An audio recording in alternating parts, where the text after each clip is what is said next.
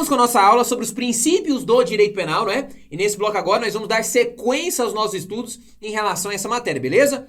Vamos lá para a tela então? Vamos aí continuar estudando os princípios do direito penal, adentrando agora no chamado princípio da adequação social. Olha só, professor, o que é o princípio da adequação social? Veja só, segundo esse princípio, a conduta do agente que não afronta o sentimento social de justiça não pode ser considerada como criminosa. Então, olha só, presta atenção. Segundo esse princípio, então, quando o agente ele pratica uma conduta e essa conduta não afronta, não viola o sentimento social de justiça, essa conduta não pode ser considerada como criminosa. Ou seja, pro direito penal, aquelas condutas que são condutas socialmente adequadas, elas não têm relevância para o direito penal.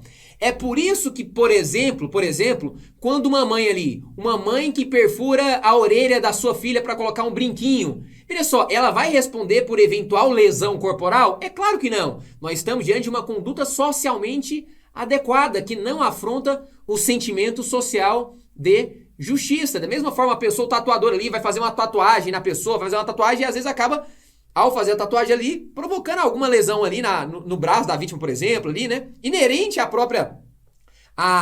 próprio procedimento de fazer a tatuagem ali no corpo da vítima, né? Perceba, ali acaba provocando ali, às vezes, a pessoa sente um pouco de dor ali, né? Ao fazer a tatuagem, e às vezes provoca uma lesãozinha, mas inerente à própria tatuagem. Nesse caso, o sujeito vai responder, o tatuador? Claro que não. Da mesma forma que a gente vê nesses trotes acadêmicos, claro.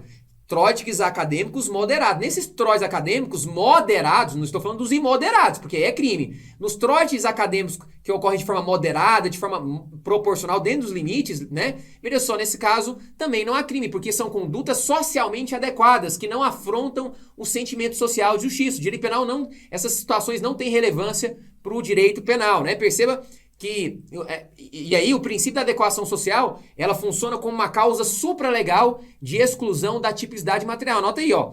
Esse princípio da adequação social, então, ele funciona como uma causa, anota aí, como uma causa supralegal de exclusão da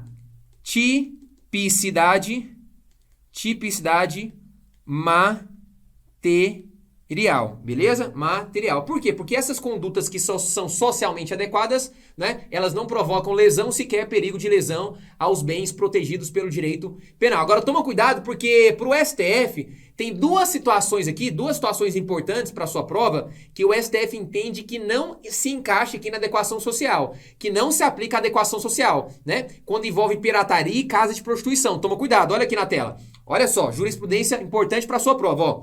Segundo o Supremo, é importante você aprender que esse princípio da adequação social não se aplica nos crimes de violação de direito autoral, né? Envolvendo em pirataria, falsificação de CDs, DVDs, etc. e casa de prostituição. Então, esse é o entendimento do Supremo para a sua prova. Lembra? Se cobrar situações que envolvam pirataria, violação de direito autoral, casa de prostituição, o Supremo entende que essas condutas não podem ser beneficiadas aí pelo princípio da adequação social. E nesse caso, o sujeito vai responder pela pirataria, pela casa de prostituição, como figuras criminosas, beleza? Show? Vamos lá.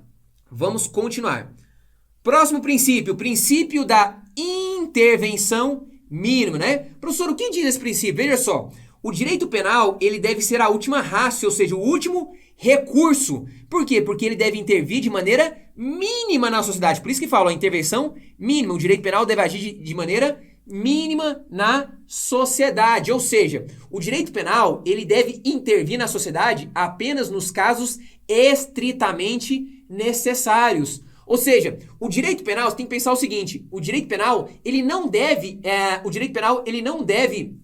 se preocupar, o direito penal ele não deve intervir em qualquer situação ilícita que acontece na sociedade. Não, o direito penal ele só deve de fato intervir na sociedade nos casos estritamente necessários, ou seja, nos casos quando os outros ramos do ordenamento jurídico se demonstrarem insuficientes para proteger bens jurídicos. Por quê, professor? Pensa comigo, o direito penal é o ramo mais lesivo, mais agressivo do ordenamento jurídico. É o ramo que impõe pena privativa, que retira o seu direito de locomoção. Então, o direito penal, ele não deve intervir em qualquer situação ilícita na sociedade, mas apenas nos casos mais graves, apenas nos casos estritamente necessários. Por isso que fala intervenção mínima. O direito penal deve agir de maneira mínima na sociedade, apenas nos casos estritamente necessários. Agora, quando a gente fala em princípio da intervenção mínima, é importante você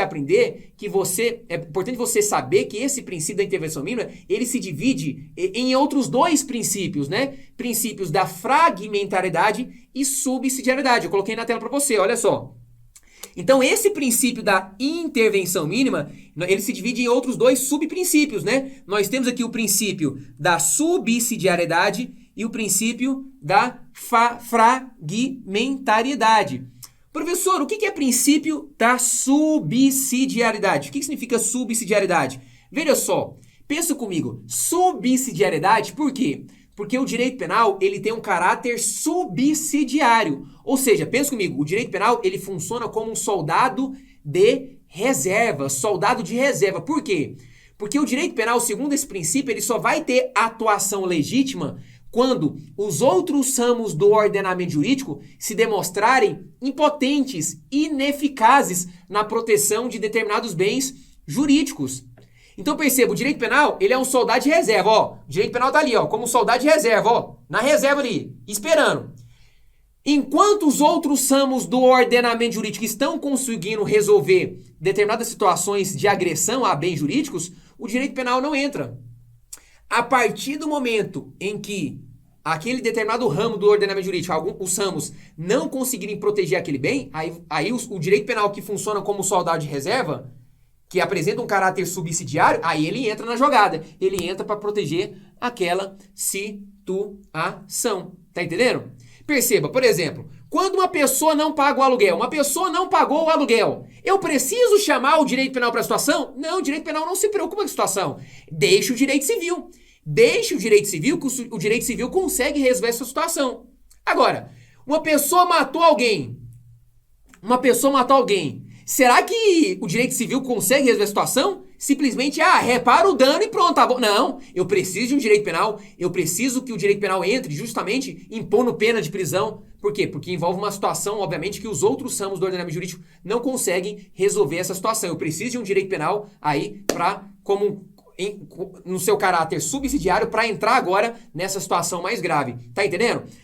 E perceba, o princípio da intervenção mínima também, ele também apresenta o outro subprincípio, que é o princípio da fragmentariedade.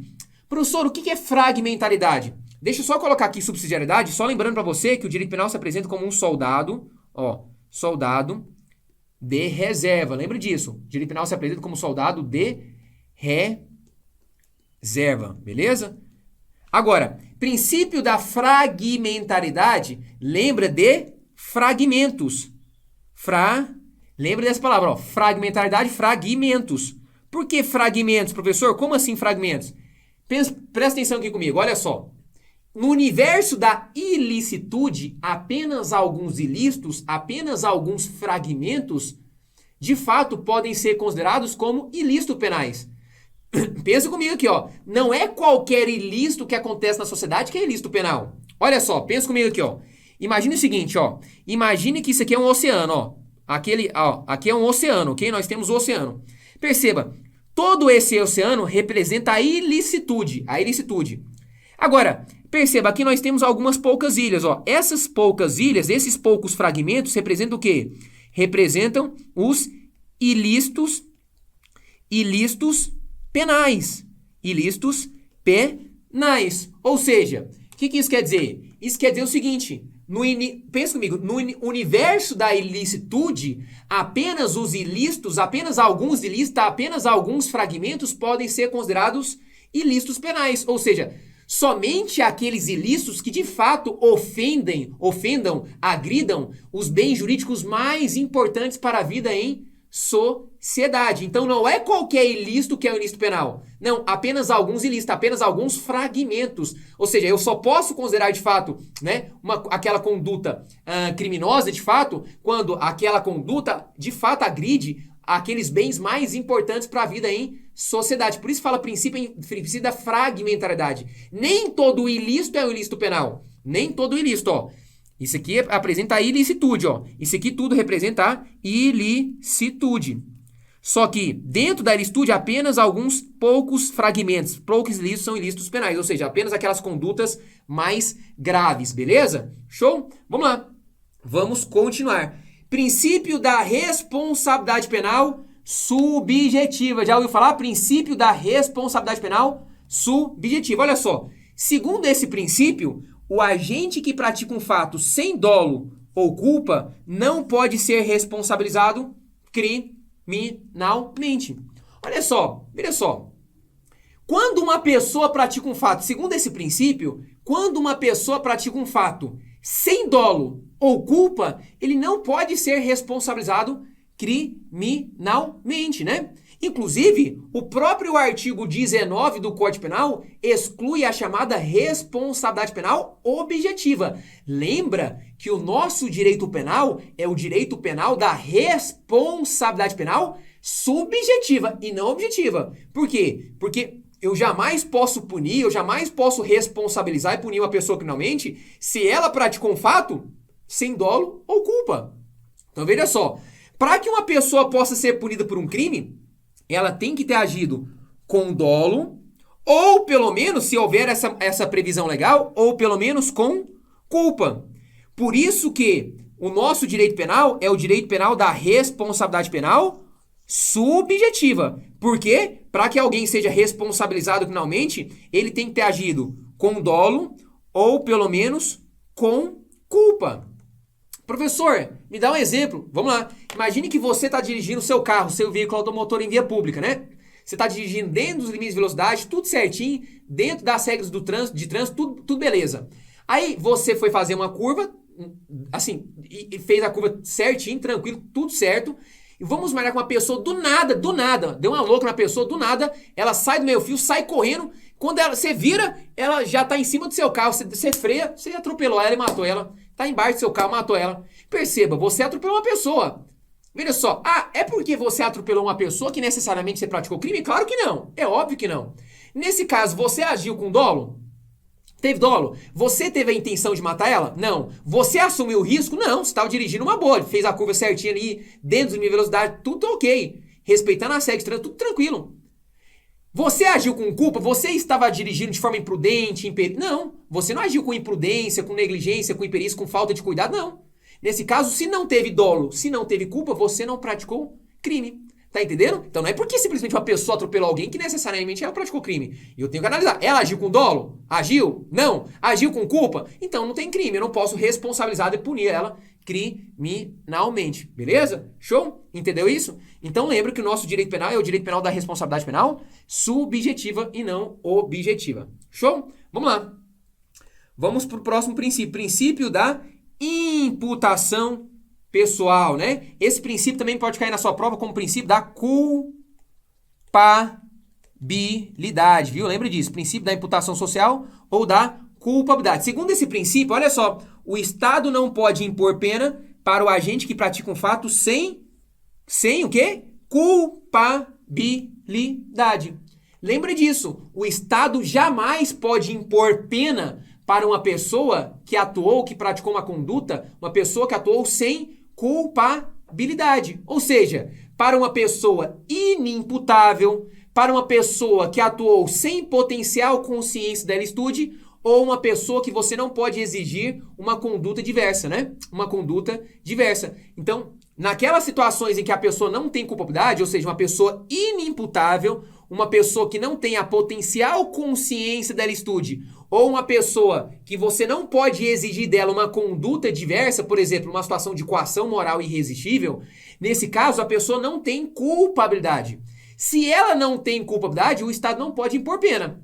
Por exemplo, vamos imaginar uma pessoa que sofre de um retardo mental. Uma pessoa tem um retardo mental e, em razão desse retardo mental, essa pessoa é totalmente incapaz de compreender o caráter ilícito do fato ou de se autodeterminar com base nesse entendimento. Essa pessoa jamais o Estado pode impor pena para ela, jamais. É claro que ela pode até receber medida de segurança, né? Ela pode ser internada, em hospital de custódia, tratamento psiquiátrico, receber um tratamento ambulatorial, ela pode receber até uma medida de segurança, mas o Estado jamais pode impor pena para ela. Da mesma forma, por exemplo, uma pessoa que atua em coação moral irresistível, né? Vamos imaginar que o bandido ali, né, ameaçou o gerente do banco ali para ele pegar o dinheiro do cofre, né? Senão ia matar a família dele, a filha dele ali e tal, aquela coisa. Perceba, aquele gerente do banco não tem culpabilidade. Ele pegou lá o dinheiro, abriu o cofre, entregou para os bandidos, né? Ele agiu sob coação moral irresistível. Se ele não tem culpabilidade, o Estado não pode impor pena para ele, beleza? Então, lembra desse princípio da imputação pessoal, culpabilidade. O Estado não pode impor pena para o agente que pratica um fato sem culpabilidade, beleza? Vamos lá. Próximo princípio, princípio da responsabilidade penal. Ó, responsabilidade pelo fato. Lembra disso, ó. Responsabilidade pelo fato. Segundo esse princípio, uma pessoa jamais pode ser punida pelo que ela é, tendo em vista que a punição é consequência do fato, olha só, do fato praticado pela mesma e não por razões meramente pessoais. Veja só, o nosso direito penal é o direito penal do autor ou do fato? Do fato. Ou pelo menos deveria ser, né? O nosso direito penal é o direito penal do fato e não do autor. Por quê? Eu jamais posso punir uma pessoa simplesmente por aquilo que ela é ou por pensamentos não exteriorizados, porque senão nós estaremos diante de um direito penal do autor, que não pode ser jamais o nosso direito. O nosso direito penal é o direito penal do fato. Eu devo punir a pessoa não por aquilo que ela é, mas por aquilo que ela fez, pelo fato praticado. Ou seja, pelo fato praticado pode ser através de uma ação ou omissão, né? Porque uma pessoa pode praticar um crime através de uma ação ou omissão. O fato é, o direito penal deve punir a pessoa não por aquilo que ela é, não por meras razões pessoais, mas por aquilo que ela fez ou deixou de fazer, que está previsto em lei como infração penal. Beleza? Show?